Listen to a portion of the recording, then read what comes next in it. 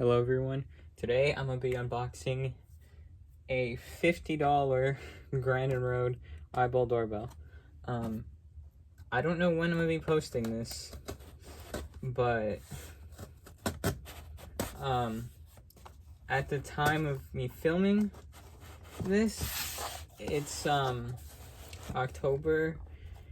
I think I had just recently posted the one community thing about Grandin Road having $50 doorbells now, and if you're wondering, I did not spend that much. I got it for cheaper, because why would I spend $50 on a doorbell that's not a prototype or something?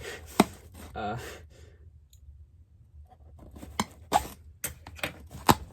yeah, this is no different, I'm pretty sure, to any other doorbell, the Grandin Road doorbell.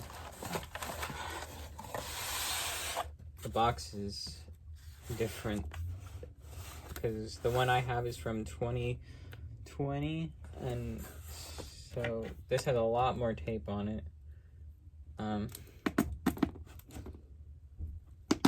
Jeez. I'm not good with cutting with an unused, but I'm not good with used either. I just wanted to say it's unused. No one's cut their nails with this. I've only ever, jeez. Y'all are probably screaming from how bad I am. Oh jeez, I don't have scissors right now.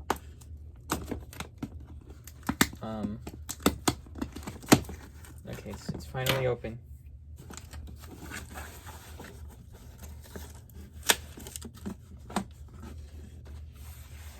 Here it is. 2025, which I don't know if that's gonna be like something rare. It has this now. That's new. The cracks are a little different, but it varies with each one, I'm pretty sure.